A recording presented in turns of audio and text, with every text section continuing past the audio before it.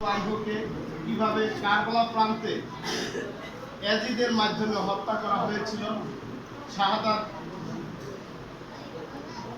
করা হয়েছিল, সেই লক্ষ্যেই আমরা মাদারীপুর জেলা ওলিয়া উলিয়া আশেকান ঐক্য পরিষদের উদ্যোগে বিভিন্ন গুরুর দরবারের যত ভক্তবৃন্দ আছে সম্মিলিতভাবে ইটের কোণে রেন্টেকার স্তরে আগামী 10ই মহরম 26শে জুন রোজ শুক্রবার বিকেল 4টা থেকে আলোচনা 2-3 ওয়াজিয়ান আসবে ফরিদপুর থেকে, বরিশাল থেকে এবং মাদারীপুরের আছে। এর সাথে থাকবেন আমাদের রাত 9টা-10টা পর্যন্ত এই আলোচনা কারবালা প্রান্তরে কি ঘটনা ঘটেছিল, কথা হয়েছিল, এর উপরে গান পাইছি।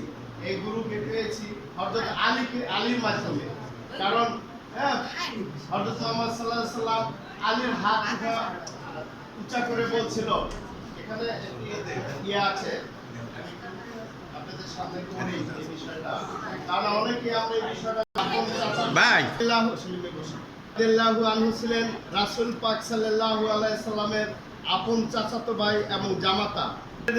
মা ফাতিমা রাদিয়াল্লাহু আনহুর স্বামী, জান্নাতের যুবকদের সর্দার মাওলা ইমাম হাসান হোসেনের পিতা মাওলা আলী একমাত্র সেই মহান সত্তা যিনি পবিত্র কাবা গৃহে জন্মগ্রহণ করেন, আল্লাহু আলাইহিস সালামের রূপ দর্শন করেন। এর আগে চোখের পাতা খুলেননি। মাওলা আলী প্রথম খাবার গ্রহণ করে রাসূল পাক সাল্লাল্লাহু আলাইহি সাল্লামের মুখের লালা মোবারক। খায়বার যুদ্ধে মুসলমানগণ যখন নিশ্চিত পরাজয় মুখে, তখন মাওলা আলী কামুস দুর্গের 800 মণ লোহার গেট ভেঙে বাম হাতে নিয়ে ঢাল স্বরূপ ব্যবহার করে যুদ্ধ করেন এবং ডান হাতে তরবারি নিয়ে কাফেরদের বিরুদ্ধে বীর বিক্রমের সহিত যুদ্ধ করেন এবং বিজয় ছিনিয়ে আনেন। মুসলমানদের এমন কোনো যুদ্ধ নেই যা মাওলা আলী ব্যতীত জয়লাভ করতে পেরেছে।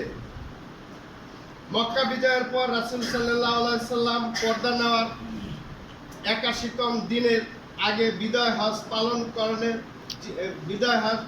পালন করেন 9ই জিলহজ। তারপর 1.25 লক্ষ সাহাবী নিয়ে মদিনার উদ্দেশ্যে রওনা হন, কিন্তু মক্কা ও মদিনার মধ্যবর্তী স্থান গাদিরে ঘুম নামক স্থানে পৌঁছালে আল্লাহর কাছ থেকে পবিত্র কুরআনের আয়াত নাজিল হয়, যেটা সূরা মায়েদার 66 নম্বর আয়াতে বলা হয়েছে, ইয়া আইয়ুহাল্লাযিনা রাসূল বালিগলামা উনজিলা ইলাইকা ওয়া ইল্লাম তাফিল বালাগতা রিসালা ওয়া ইয়ামুল, অর্থ হচ্ছে হে রাসূল, যা আপনার উপর আদেশ হয়েছে তার প্রতিপালকের পক্ষ থেকে আপনি তাদেরকে পৌঁছে দেন, এবং যদি তা না করে তবে যেন তার কোনো বার্তাই পৌঁছায় নাই, এবং তুমি ভয় করো না, আল্লাহ তোমাকে মানুষের অনিষ্ট হতে রক্ষা করেন, নিশ্চয় আল্লাহ অবিশ্বাসী সম্প্রদায়ের সঠিক পথে পরিচালিত করেন না। সূরা মায়েদার 66 নম্বর আয়াত। ওখানে দাঁড়িয়ে তখন আমাদের মহানবী সাল্লাল্লাহু আলাইহি সাল্লাম আলীর হাত ধরে বলছেন, আমি যার মাওলা আলী তার মাওলা, যে আলীকে ভালোবাসে সে আমাকে ভালোবাসে, আর যে আলীর শত্রুতা করে সে মূলত আমার শত্রুতা করে। মুমিন ব্যক্তি আলীর বিদ্বেষ পোষণ করে না, আর মুনাফিক কখনোই আলীকে ভালোবাসে না। আলীকে ভালোবাসায় ঈমান, আলীর চেহারা মোবারকের দিক তাকালেই ইবাদত। আলী আমার একমাত্র উত্তরাধিকারী ও স্থলাভিষিক্ত, আলীর আদেশ হলো আমার আদেশ, আলী সকল মুমিনদের নেতা, আলী আর আমি পরস্পর অভিন্ন। যে আলীর কাছ থেকে বিচ্ছিন্ন হবে সে মূলত আমার কাছ থেকে এবং ধর্মের থেকে বিচ্ছিন্ন হবে। আমি তোমাদের কাছে 2টি জিনিস রেখে যাচ্ছি অতি মূল্যবান, একটি হচ্ছে আল্লাহর পবিত্র কোরআন এবং আমার আহলে বায়াত।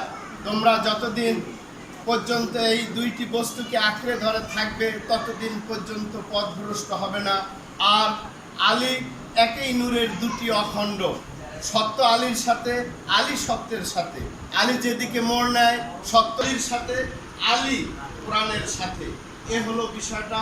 সেই আলীর থেকেই সৃষ্টি হয়েছে এলো অলি, আর সেই অলি আমার তার অনুসারী আমরা এক একজন এক এক দরবার। এই পীর অলিয়া উলিয়া আলীর থেকে সৃষ্টি হয়েছে। সেই গাদিরে ঘুম আমাদের যে ইমাম হোসেন রাদিয়াল্লাহু আনহুকে কিভাবে এই কারবালা প্রান্তে এই 10ই মহরমে কিভাবে নির্মমভাবে হত্যা করা হয়েছে, তার এই প্রেক্ষাপটে মাদারীপুর জেলায় শহরে এই প্রথম আনুষ্ঠানিকভাবে আমরা বাহিরে এই আয়োজনটা করব। এজন্য পর্যাপ্ত পরিমাণের লোকবলের দরকার আছে। আমরা ইতিপূর্বে জেলা প্রশাসক মহোদয়ের কাছে চিঠি দিয়েছি, তিনি প্রশাসনিকভাবে আমাদেরকে দেবে। এসপি মহোদয়ের কাছে আজকে সকালেও গেছি, তিনিও আমাদেরকে আশ্বস্ত করেছেন। র্যাব ক্যাম্পে আমরা গিয়েছি, তিনিও বলছে আমাদের প্রশাসনিকভাবে সর্বাত্মক সহযোগিতা করবেন। আর আপনারা সকলেই যদি এই ব্যাপারে উদ্বুদ্ধ হয়ে, যেহেতু আমরা সকলেই গুরুর দাস, দাসদের করণীয় কি?